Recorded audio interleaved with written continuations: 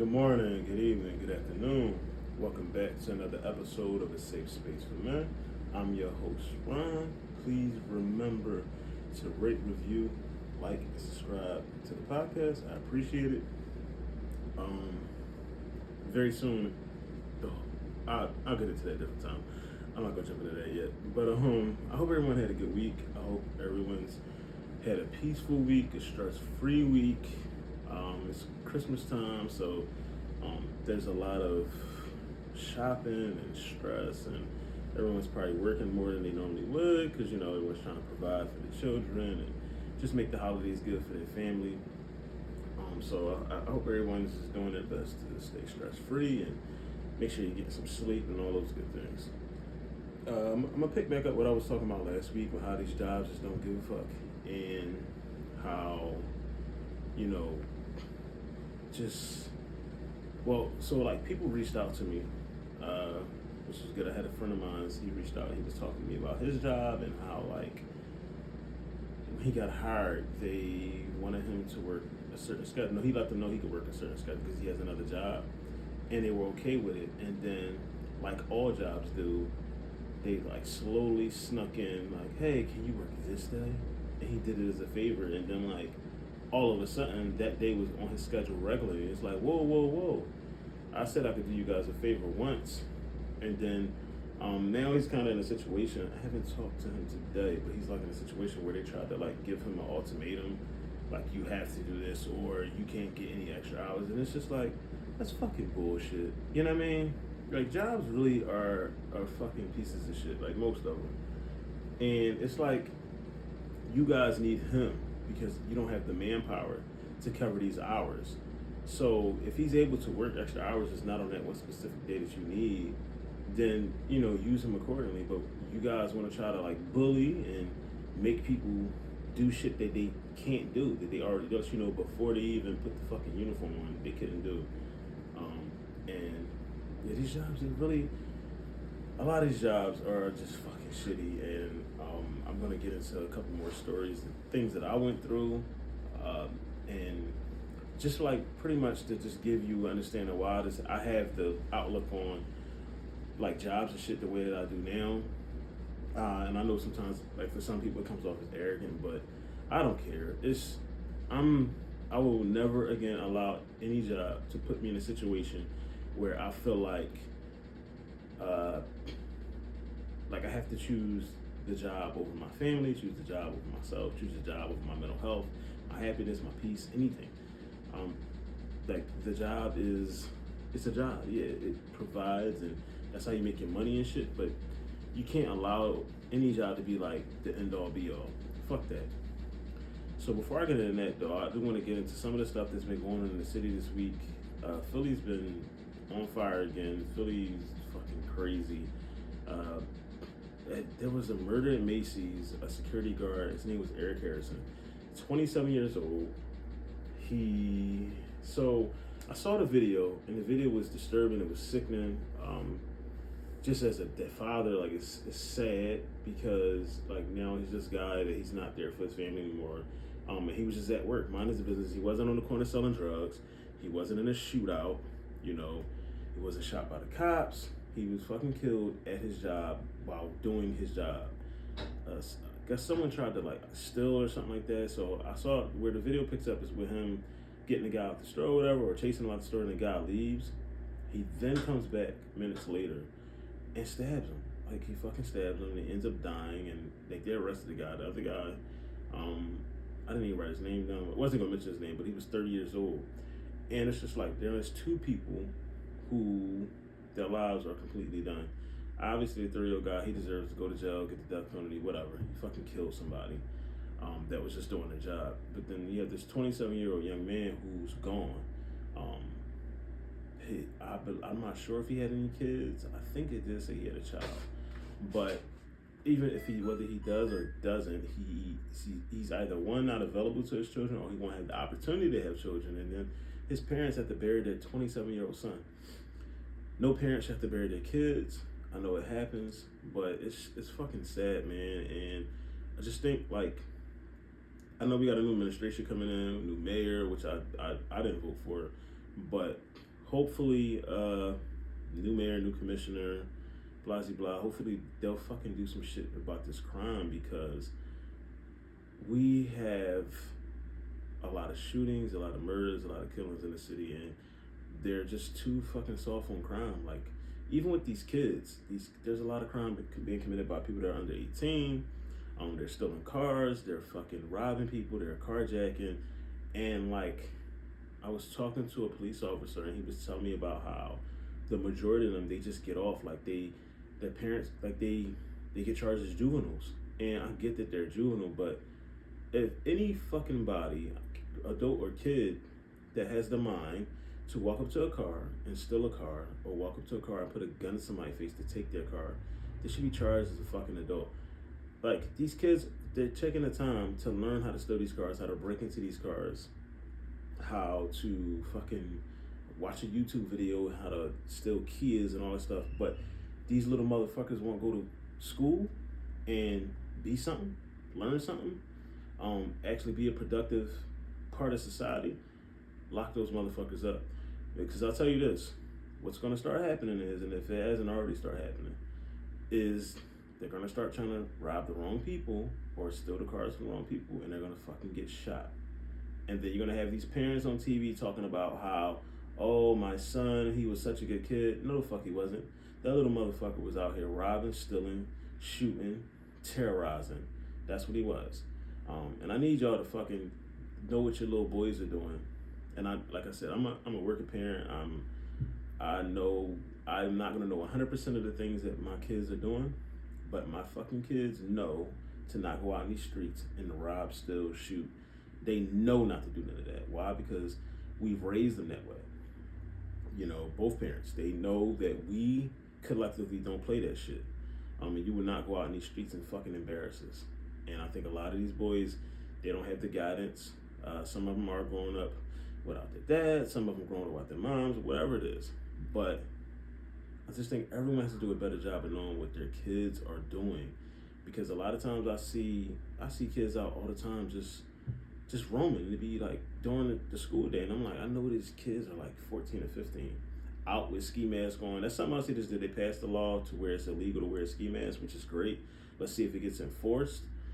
But I just think, like, if you just start locking these fucking kids up and giving them real fucking time, and not just being like, oh, we're gonna give them juvie, or oh, we're gonna give them community service. No, put those motherfuckers in jail, real jail. Send them to prison. And yeah, it might seem a little harsh, but it's probably why y'all wouldn't want me as the fucking mayor or whatever, DA, because everybody be in jail. There was another stabbing. This was 2 weeks ago. There was a security guard again. They got stabbed 2 weeks ago at the Walnut Local Station. She's another security guard, and was stabbed by a guy. His name, I ain't gonna say his name either. He actually died today. I guess somewhere along the way, the cops was apprehending him. He got shot by the cops, and this happened 2 weeks ago, obviously, but he just died today. Like, literally, as I was preparing this, I saw it on, Stephen Kelly actually posted it on Twitter. I get a lot of my information from him, because he be on everything. But yeah, the guy died today from his gunshot wounds, which I wish he hadn't, because I feel like he should have went to jail, and he should have paid on the price of the crime. But yeah, she got stabbed in the neck, and it's just like, so my biggest problem with security jobs is the majority of them, not all, but the majority of them, they're not fucking carrying any type of weapons. It's just their hands and themselves. And some of them are, for most security jobs, you're not like, they're not in like top physical shape. They're not, some of them are women, some of them are skinny men, some of them are overweight people. Like, these aren't like police officers who are trained to try and like apprehend people or anything like that. So y'all giving them these jobs, they're already not paying them enough, and you're putting them in these situations where they literally have to risk their lives, as you just seen. And in some cases, the shit turns deadly, and it's just like, what? Like, what? Security jobs, every security job should be carrying guns, some type of weapon, but most likely guns. If you hire these people, you should put them through the training to get them to carry a gun. You're already, again, not paying them enough. These fucking jobs don't care, man. I'm telling you. And with the first guy, they got Eric Harrison. They had like a GoFundMe for him, and I think they raised like almost $50,000 for him, which is great. But again, that money does not bring him back, and he's no longer available to his family. So it's just really sad. I really want to see crimes like people really fucking pay the price for the shit they're doing. People are out here, they fucking shoot people and get caught with guns, and they're out in like 6 months, and it's fucking ridiculous. You know, as someone who pays taxes, as someone who works, as someone with kids, with girls, and and a family, and you're letting all these people in the streets, and they're just not safe people. They don't give a fuck about society. They don't care about nobody. And they're willing to lie, cheat, and steal and kill from anybody to get what they want. And no, it's not cool. Another thing is, people keep escaping from prison. So somebody else escaped from prison. It popped up on my feed. I didn't get all the information, but that's like, I want to say like the third or fourth person over the last couple months in PA, or at least in our area, that has escaped prison. What the fuck is going on? Because I ride past these prisons all the time, and there's like a gate, barbed wire, another gate, barbed wire, another gate, barbed wire, a wall, another gate, barbed wire. And it's like, there's got to be people helping these people get out of jail. You can't convince me otherwise. So hopefully whoever escaped, they find them, and before they do something stupid. I want to know, when do you tell your kids that Santa isn't real? Like, when do you guys, like, what age? And like, for me, I've never actually taught my kids that there's a such thing as Santa. I've always told them that I was Santa, and some people are not going to agree with it, but I don't care. This is just, I don't work all year, bust my ass, and work hard to give the credit to anybody else. So even when the girls, my oldest girls, when they were big, me and their mom, we used to tell them like, "Oh, mommy's Mrs. Claus, and I'm Santa Claus." Like, that's who it is. And so much so that I remember when Gab was like 2 or 3 years old, they were in a daycare, and the daycare, preschool, whatever it was, they were setting up to take pictures with Santa. They brought Santa to take pictures, and Gabby flipped out, would not, that they was telling her, "Oh, sit in Santa's lap so that you can take a picture." And she was flipping out. "That's not my dad. I'm not sitting next to him. I'm not sitting in his lap." And like, they called us like, "Your daughter, she won't take a picture." And I think I gotta find a picture. There's a picture, literally where, they got her to. She ended up taking a picture, but I think like she's not smiling in the picture. Either she's not smiling in the picture, or she's standing next to him. She just refused to sit in his lap. Well, she shouldn't be sitting in no man's lap. So yeah, good job, Gab. But yeah, like, it's so much to the point where she's just like, "No, fuck that. That's not my dad. I'm not sitting in that stranger's lap. Like, what is wrong with you?" um, and I refuse to give credit to someone else for all the hard work that I fucking do. I won't do it. Even with Jordan, like Jordan, I haven't actually had to do to where she like, well, there's only one gift under the tree right now because it's all I wrapped, because I'm so behind. I got so much shit to wrap, and I still have so much stuff to order. I have 2 weeks. But yeah, so she knows what Christmas is and all that, but she just kind of knows the gifts come from me. And I don't know if that takes like the excitement out of it. I don't know, but the kids are pretty excited. I actually think what I'm gonna do this year, I'm not gonna wrap all the gifts the night before. I think I'll wrap them all and keep them in my room, and then like bring them all down the night of. I guess make it look like it's not nothing underneath the tree. Confuse them a bit. Well, they won't be that confused. If my kids listen to this, they're gonna know, but the small ones won't. So I think that's what I'm gonna do. I don't know, but but yeah, I'm still a ways away from being ready for Christmas. Oh, quick story. So I remember the way I found out there was no such thing as like the Santa Claus, Easter Bunny, Tooth Fairy. I was with Lewis, my best friend, me and him. I went with him and his mom and his dad. We went to like shopping at Kmart or something, and we were there. And his mom bought me a Easter basket. It was the day before Easter. Bought me Easter basket. Bought all the kids, me, his cousin, and him. Bought us Easter baskets. I came in the house with Easter basket. Like, "Look, Miss Nancy got me an Easter basket. God rest her soul." But she got me an Easter basket, and I just remember like my grandma looking at me weird, and I don't know like what happened, and then like they just blurted out like, "There's no such thing as Santa Claus, the Easter Bunny, Tooth Fairy, none of that stuff." And I just remember being like so fucking devastated because why would you tell a kid this the day before Easter?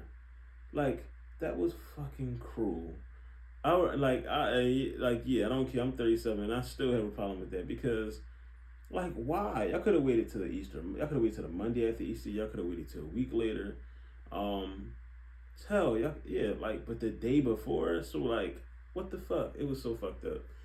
Um, but yeah, that's how I found out. I don't remember how old I was. I might have been like 9 or 10. I don't know. I was still fairly young. I just remember it being fucked up. And I remember when I said I was telling Lewis. Lewis is like 2 years older than me, so I remember going to tell him like, my mom just told me there's no such thing as the Easter Bunny. He's like, yeah, I know. He's like, I'm glad he was he's an older kid, so he was like, I'm glad they told you. I was tired of fucking playing along with that shit. And yeah, so that's my story of how I found out. Um, Back to why I think jobs ain't shit. So I remember I missing my grandmom's final birthday party. It was actually here, because I live in my grandmom's house. But she had her like a final birthday party where like all the grandkids were here and like everybody was here. She wanted all that was her main thing. She wanted all the grandkids here. I can't get off work. They just didn't give me off work, and I was telling her I need off. I need off. I need off. Oh, we don't have nobody work for you, and I had to go to work because I was in a situation where I needed the job, or I thought I needed the job, because I needed to provide for the family and be a good dad and all that good shit. And I ended up missing it, and it just didn't get me off. For a while, I carried a little bit of guilt, and at a point, it was hard to like look at the pictures from it because you're like, I should be in these pictures, and I'm not. And like that fucking job, you took that from me. You know what I mean? And again, I just want to allow another job to do that shit again. You know what I'm saying? It's just, I should have been there. I should have been there for my grandma's final birthday party. We all knew she was dying. Like she had cancer. We knew the time with her was limited, and I just couldn't fucking get off. And I wish I had. I wish I could have got to spend it. I mean, I spent, my gosh, the first 18 years of my life with my grandma every day. But I just wish towards the, oh damn it. Towards the back end of her life, I'd have got to spend more time with her because I like grew up really fast. I like went from being like a kid to like being a fucking parent, and then like living on my own and being a man of a house. You know what I mean? Being responsible and all that shit. And yeah, I just missed out on that shit. So Angie fucking Gibson. This is a lady. She was my boss. She was like the area manager when I worked at Burger King. Right before she was up until like right before I quit, like she got, I don't know, she either got fired or something. Probably like 2 months before I quit, before the new person took over. But I'll never forget that lady's name. And if I ever see her in a Walmart, a ShopRite, a Rite Aid, a fucking Chuck E. Cheese, whatever she has in front of her, I'm flipping that shit on the floor. If it's a cart full of groceries, that shit is getting flipped. This lady had to be the absolute most evil person I ever worked for. She was a horrible fucking boss. Just really just pure evil. I remember she was also like really bitter. Her husband had just died, and she was like raising her son on her own, and like I guess the bitterness of or the sadness of not mourning correctly, and losing your husband. I'm pretty sure that was a big thing, but she didn't mourn. Probably this is 15, 20 years ago. She didn't do therapy. Like there was a lot. Like I remember when I met her, she was like, yeah, my husband, he died. Like he had just died like 30 days ago, and she was just got hired for that job. So she didn't like take the time to like fucking cope and deal with this shit. But she was fucking evil. Like I mean, like absolutely fucking evil. I remember she like wrote me up one day. She tried to say I had a beard when I was like in my 20s. I just got this beard probably like 5 years ago. I never used to have facial hair. I never could grow facial hair. So it would literally be like just the little hairs growing up from when you get a shape up. And she was like, oh, you're supposed to shave this and that. And I'm like, what? Like, hey, I got my hair cut 3 days ago. Like there's just nothing on my face but like stubble. And yeah, I don't know, she was having a bad fucking day that day. But like almost every day she was having a bad day. I remember. So I remember I was working with one of the managers there. Her name was Leah, and I never forget. Like, she had a meeting with her that morning, and she, Leah just told, like, we hit this. We didn't have no raises in like 3 years, and she's like, hey, I haven't gotten a raise. I would like to get a raise, and I think Leah might have said something along the lines like, I need a raise, or I just can't work here. And she was just like, give me your keys, and it was like, what? And I'm like, I remember like looking at her like, you are fucking evil. Like, all right, you could have just said, no, I can't do that. But to be like, give me your fucking keys. And then I guess I just remember seeing Leah like in full tears. And she's like, this lady ain't got no heart. And I felt so bad. But there's nothing I could do. But she was just fucking evil, man. Like, I've never in my life met anybody like that was that evil, miserable, cold hearted. Like, she was terrible. But yeah, if I ever see her I don't care. Church, a funeral, I don't care. I'm choosing violence. I don't care where I see her at. Like, it is on. Listen. Um but yeah, she was fucking terrible, man. I remember one time it was like a blizzard. So two stories. So I was working at Wayne and Shelton, and I remember I'm calling. It's snowing and shit. And this is like around a time where like when it was snowing and stuff that would just completely shut down because they were getting in a lot of accidents, so they would just shut down. So I'm calling like, hey, is the store gonna close early? And she's like, I don't know. This fucking hoe calls me at 11:45. Like, yeah, the store is closing early. You can close it at 12. Like, bitch, I got 15 minutes to close this shit. And then like when I closed the store, by the time I was done, fucking SEPTA had they had shut down for the night. So there was no SEPTA, there was no cabs. It was bad. It was coming down. I fucking walked from Wayne to Shelton all the way to Frankfurt. So pretty much to like Mark Orthodox. This shit took 2.5 hours of fucking walking in the cold after working about 13 hours. I was pissed. The following week, snow again. I got up. I'm checking SEPTA. SEPTA's not right because I'm not driving at this point. Not driving yet. There's no SEPTA. There's no SEPTA available. And she's like, "Are you coming in?" I can't get there. There's no buses available. This motherfucker comes. Where do you live at? She comes to my house, gets me. Said, "Oh, I'll come pick you up," but then complains the whole way up there. And I'm just like, you just could have just not came and got me. You know what I mean? Like, it's just, if I ever see her again, it's fucking on.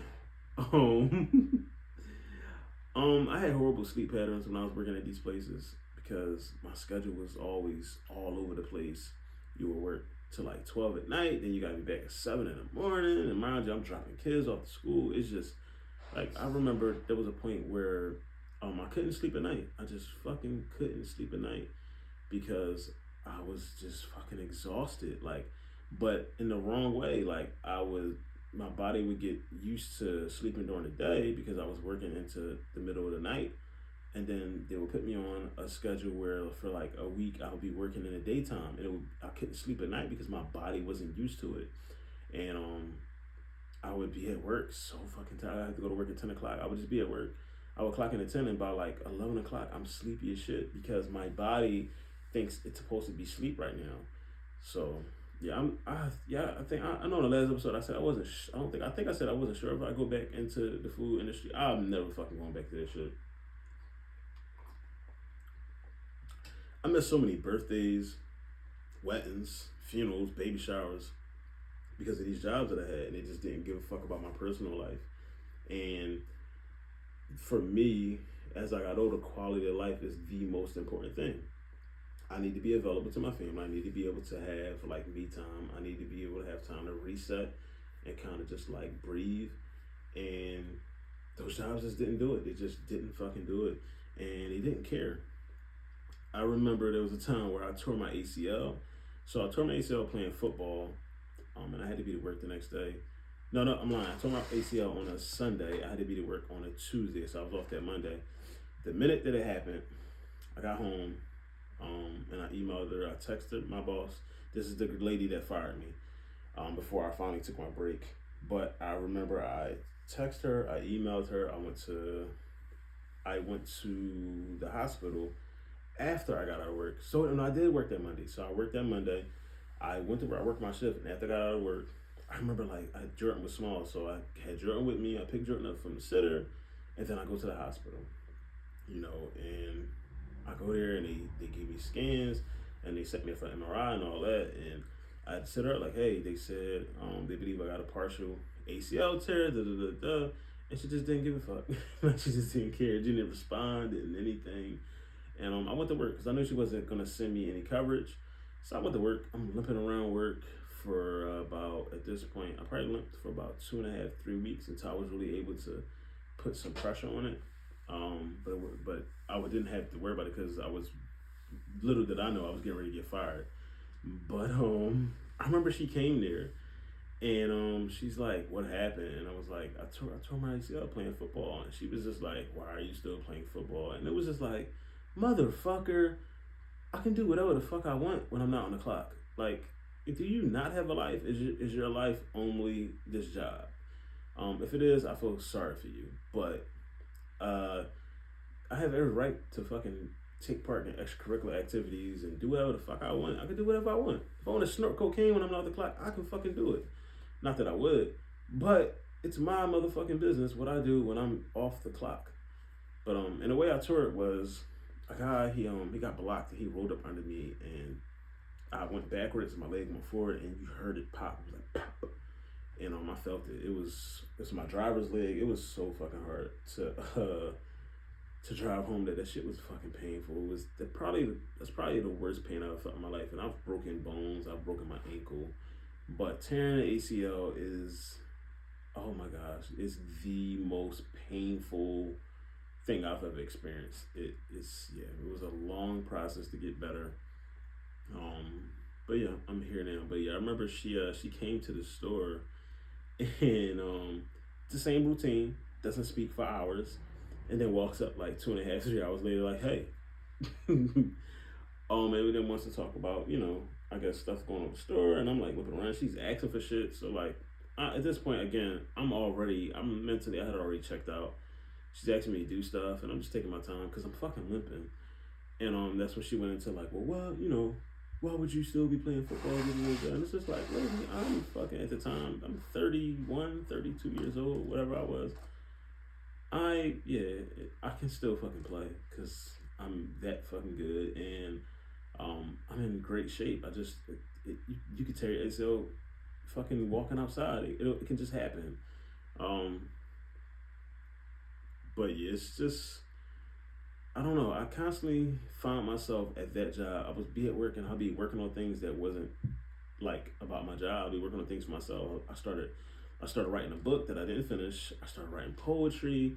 I started working on a lot of shit for me, like while I was on the clock, because the job was so dead. Which I knew, like I was tapped out. I started like, what can I do to get the fuck out of here? Because I very much, fantasy would have been to fucking write a book, sell it, and it'd be enough money for me to one, quit the job, and then probably two, I guess, fund my second book or retire me. I don't know, but yeah, I was always super confident I could just walk out whenever I chose and walk into another job with ease. Like that's where I was at when I was working. That's mentally that's where I was at, and understanding again. Ultimately, I just wasn't fucking happy there. It was a horrible fucking place to work. It was just terrible, man. Like I don't know. There's so many fucking stories I could tell you about that place.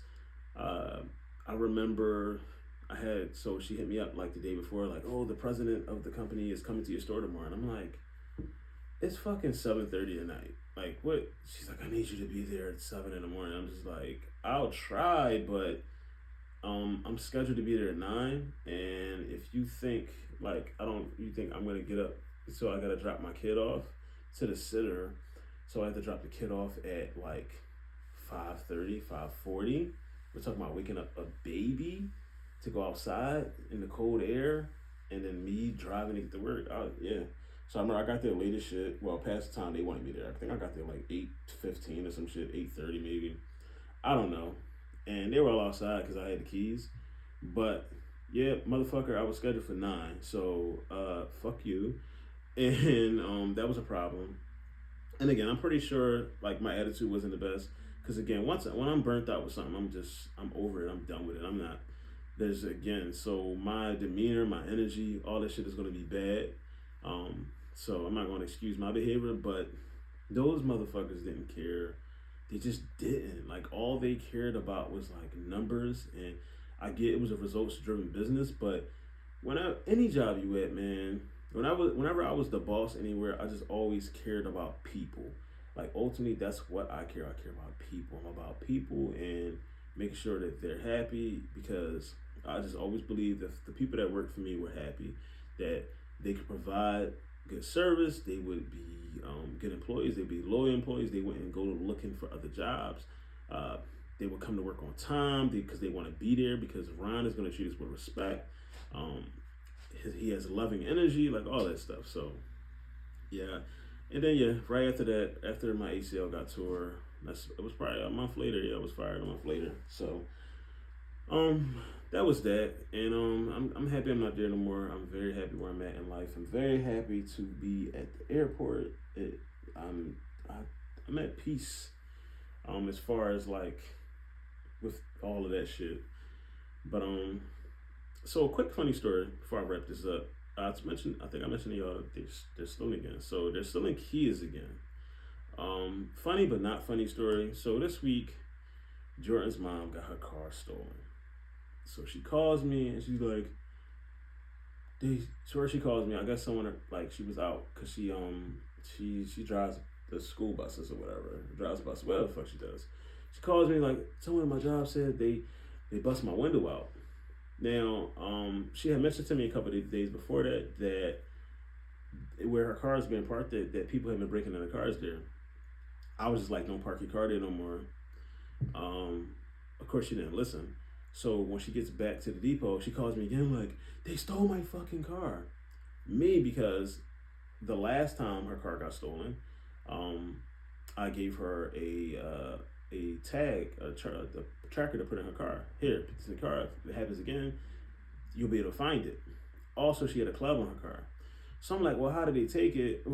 First thing I'm like, oh, check the tracker, see where your car is at. Oh, I took it out. Okay, you had a club on your car. How did they get the club up? Oh, the club was broke. Now I'm like frustrated because like all of this shit could have been avoided. I'm not saying it's okay you got your car stolen, but like why not fucking do like why would you have a broken fucking club on your car? I was like really annoyed. Just with that. I mean, of course, I don't want to get her car stolen. I wish nothing bad on nobody. And I helped her, get like set her up with a shop and all that stuff to get the car fixed. I got a buddy that works on cars, but it's just like I don't know. This is like I don't want to seem like I'm complaining, but it's just like the typical like irresponsible shit that I be complaining about. And yeah, it was really fucking crazy. But yeah, for y'all that got y'all kids out here and they're stealing cars and shit, I mean, her specifically, you better be glad that she didn't cut it because she carries and she's licensed, and I'm very much about like yeah, if I catch someone, if my car's parked in my, if I walk out and catch someone trying to break in my car, you're gonna get a warning shot and then you're gonna get a real shot. Like that's just it, because I'm not playing with nobody's fucking 15-year-old kid that thinks they can steal my fucking car because they watched something on TikTok. And I need you people to get a better control of your sons. Not all of y'all. Some of y'all have good sons, but there are people out here. Your kids are fucking out here just stealing cars. I was terrified to steal a car ever in my life. I think the most we did when we was kids, we fucking like we stole like the little silver caps off people's tires to put on our bikes. That was it. And even that was scary. You didn't want to get caught doing that. Like someone would fucking kick your ass. So yeah, that was my week. That's what went on this week. And do I have a message for the day? Message for the day is find what you love and let it kill you. If you don't know what it means, look it up, Google it. But yeah, just find whatever you're passionate about. Do the things that make you happy. Do the things that bring you peace. And yeah, and then live out through that. You'll find your purpose within the things that you love. My plugs for the day is my friend Clarabelle, aka Bella. She does infused treats and cakes. She also designs fruit cakes, kind of like edible arrangements, but it's 100% better. She did one big one for my mom's birthday. Super fucking talented with her hands. She's now also tapping into Coquito. You can find her on IG at, I'm gonna spell her because her name is long as hell. It's CENTANNICIAOBELLA. I can't pronounce it. I just know the last word is Bella because that is her name. But you reach out to her. She has Coquito. She has infused streets cakes, and she can also do the big fruit design cakes, like the edible arrangements. But again, they're just so much better. If you follow me on Instagram, you saw, I think I posted it. The one that I had for my mom's birthday party. And Coquito is good for the holidays, and infused treats are good for the New Year's. As usual, thank y'all for listening. Thank y'all for watching. I hope y'all have an incredible week. And until next time, peace.